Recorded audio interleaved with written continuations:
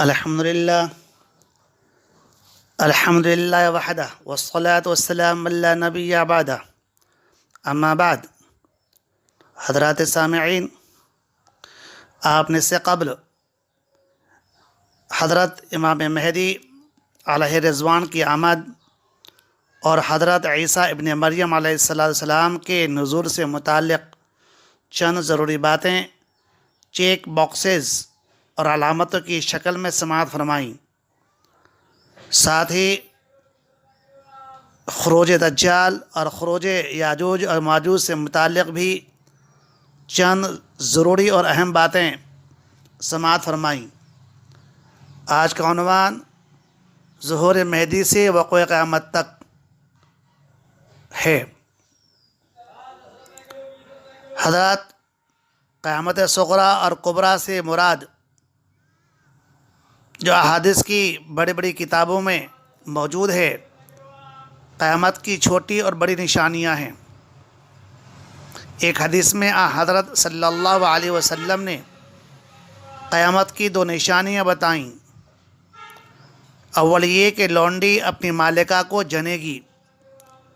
اس کی تشریح اہل علم نے کئی طرح کی ہیں۔ سب سے بہتر توجیہ یہ ہے کہ اس میں اولاد کی نافرمانی کی طرف اشارہ ہے، اور مطلب یہ ہے کہ قرب قیامت میں اولاد اپنے والدین سے اس قدر برگشتہ ہو جائے گی کہ لڑکیاں جن کی فطرت ہی والدین کی اطاعت، خصوصاً والدہ سے محبت و پیار ہے، وہ بھی ماں باپ کی بات اس طرح ٹھکرانے لگیں گی جس طرح ایک آقا اپنے زرخرید غلام کی بات کو لائق توجہ نہیں سمجھتا۔ گویا گھر میں ماں باپ کی حیثیت غلام لونڈی کی طرح ہو کر رہ جائے گی۔ دوسری نشانی یہ بیان فرمائی کہ وہ لوگ جن کی کل تک معاشرے میں کوئی حیثیت نہ تھی، جو ننگے پاؤں اور برہنہ جسم جنگل میں بکریاں چرایا کرتے تھے، وہ بڑی بڑی بلڈنگوں میں فخر کیا کریں گے، یعنی رذیل لوگ معزز ہو جائیں گے۔ ان دونوں نشانیوں کے علاوہ قرب قیامت کی اور بہت سی علامتیں حدیث میں بیان کی گئی ہیں۔ کچھ لوگوں نے موجودہ حالات اور پچھلے حالات کی ہولناکیوں کو دیکھ کر یہ سمجھنے لگے کہ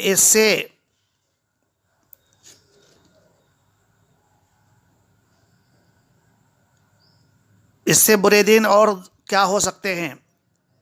یہ حالات حضرت مہدی کے ظہور کے ہیں۔ چنانچہ اسی آڑ میں دنیا میں بالخصوص ہندوستان اور پاکستان میں مختلف لوگوں نے اپنے مہدی اور مسیح ہونے کے دعوے کر بیٹھے اور نتیجتاً اپنے دین و ایمان کو کھو بیٹھے۔ دراصل آمد مہدی سے متعلق اور ان کے بالکل قریب جو حالات ہوں گے، وہ حالات یقینی طور پر ناگفتہ بھی ہوں گے۔ اسلام سمٹ کر عرب میں رہ جائے گا، اور پھر ظہور مہدی کے بعد قیامت کی بڑی علامتوں کا ظہور شروع ہو جائے گا۔ ابھی الحمدللہ ایسے حالات نہیں ہیں۔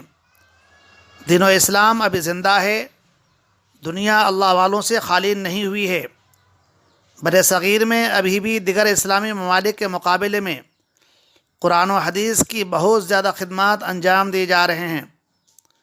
ہاں، البتہ یہ ضرور کہا جا سکتا ہے کہ پچھلے اور موجودہ حالات آمد مہدی اور خروج دجال کے بہت ہی قریب میں وقوع پذیر ہونے کے آثار رونما ہوتے نظر آ رہے ہیں۔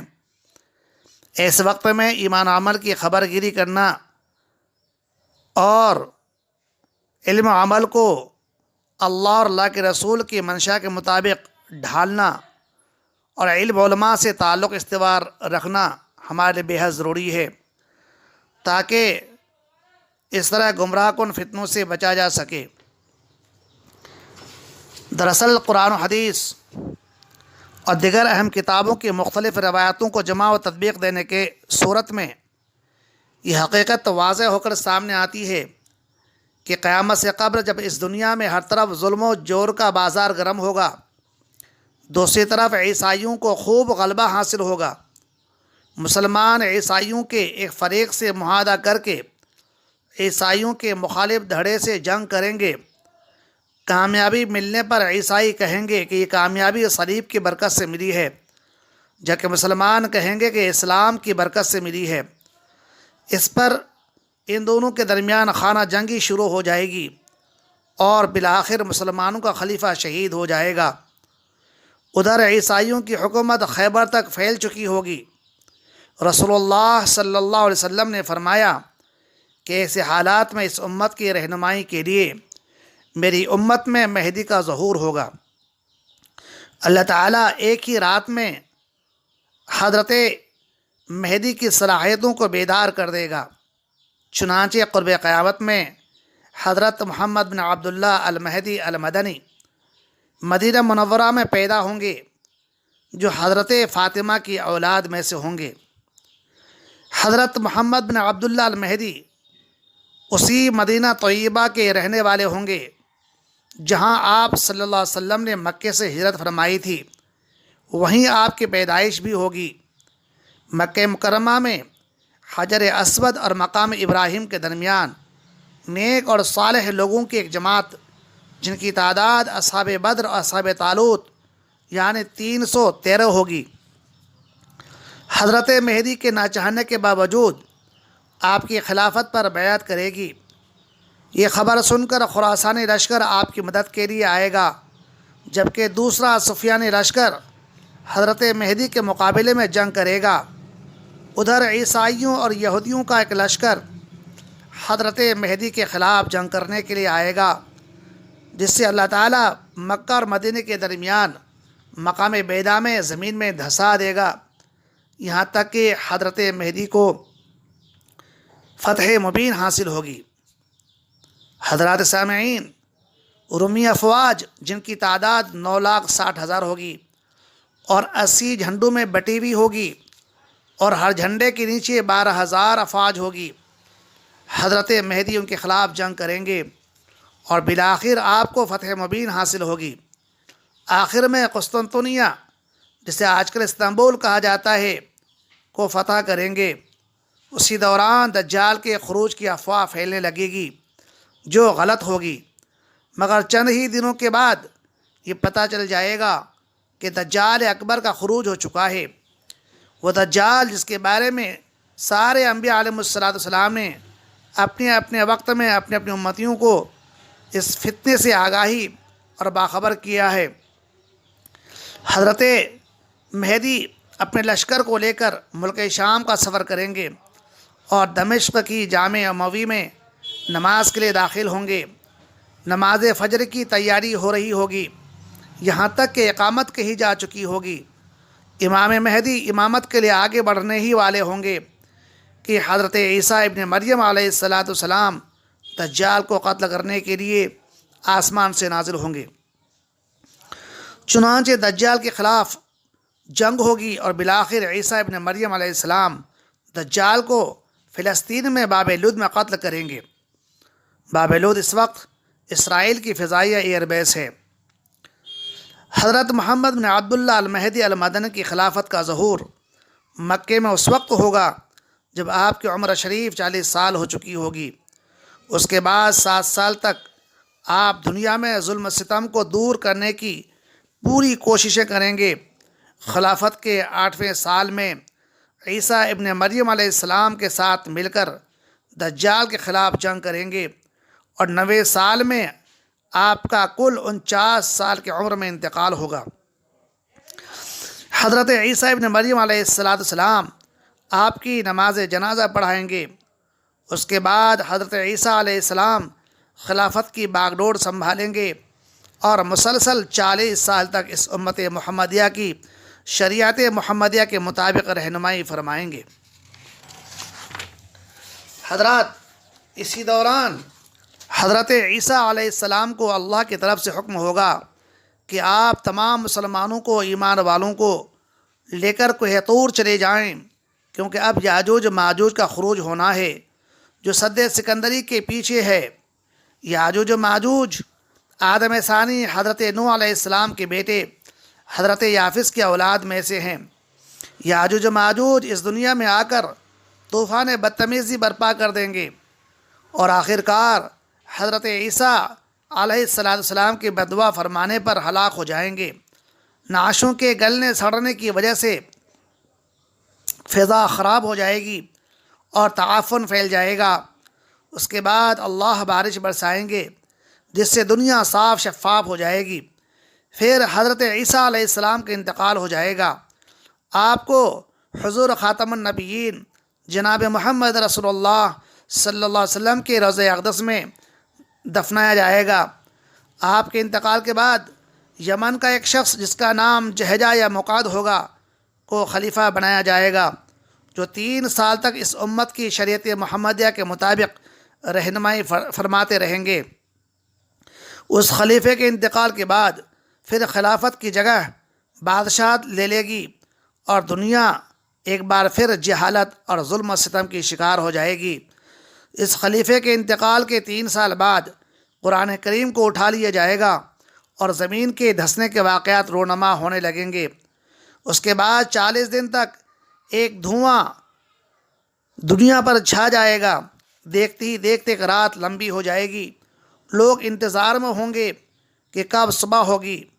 انتظار اتنا طویل ہوگا کہ سورج مشرق یعنی پورب کی بجائے مغرب یعنی پچھم سے نکل آئے گا۔ لوگ حیران و سرگرداں ہوں گے۔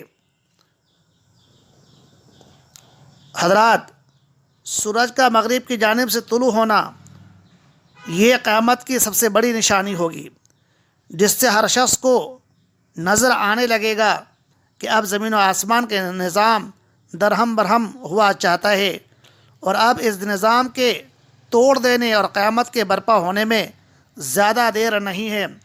اس نشانی کو دیکھ کر لوگوں پر خوف و ہراس طاری ہو جائے گا، مگر یہ اس عالم کی نزا کا وقت ہوگا۔ جس طرح نزا کی حالت میں توبہ قبول نہیں ہوتی، اسی طرح جب سورج مغرب سے طلوع ہوگا تو توبہ کا دروازہ بند ہو جائے گا۔ حضرات، لوگ حیران و سرگردہ ہوں گے کہ صفا پہاڑی سے ایک جانور جو احادیث میں دابۃ الارض سے مشہور ہے نکل آئے گا، جو عجیب الخلقت ہوگا، انسانوں کی طرح باتیں کرے گا۔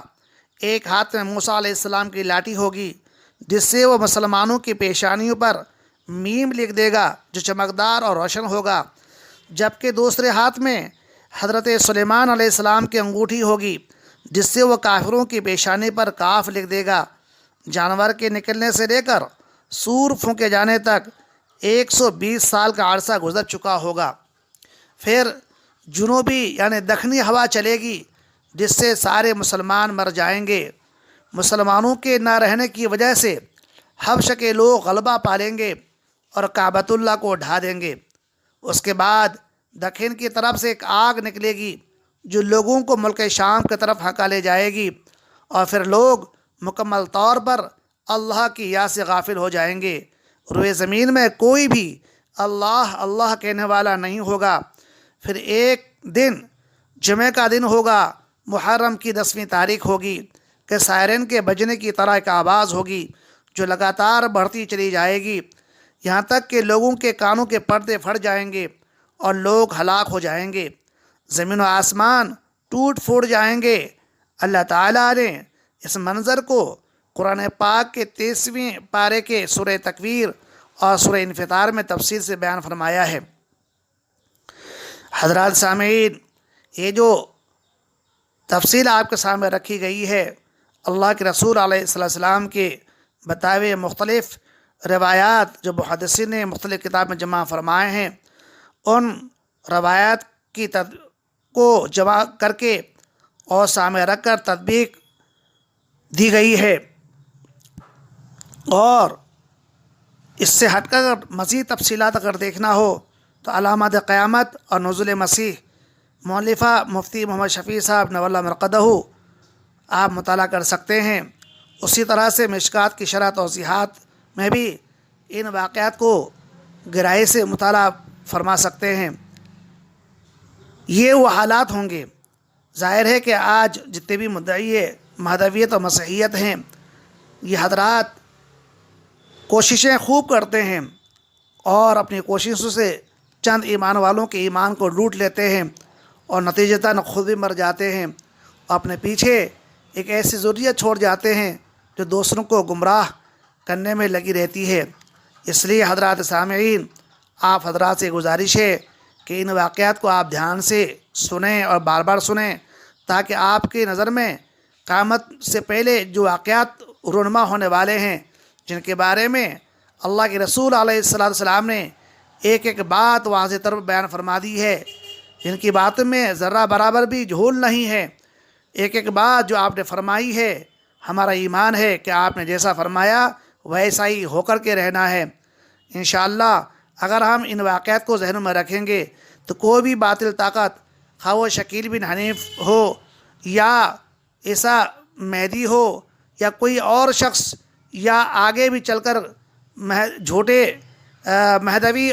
مہدی اور مسیح ہونا کا دعوے دار ہو، انشاءاللہ ان کی فتنوں سے ہم آگاہ رہیں گے، باخبر رہیں گے، اور ہم اپنے ایمان کو محفوظ رکھ پائیں گے۔ آپ سے یہ گزارش ہے کہ ان حالات میں آپ سورہ کہف کی تلاوت ضرور کیا کریں، خصوصاً جمعے کے دن۔ انشاءاللہ پیارے آقا جناب محمد رسول اللہ صلی اللہ علیہ وسلم نے فرمایا ہے کہ جو شخص جمعے کے دن سورہ کہف کی تلاوت کرتا ہے وہ بڑے بڑے فتنوں سے، خصوصاً فتنے دجال کے خروج کے فتنے سے محفوظ رہیں گے۔ اللہ تعالی ہمیں ان باتوں پر عمل کرنے کی توفیق عطا فرمائے۔ وآخر دعوانا ان الحمد للہ رب العالمین۔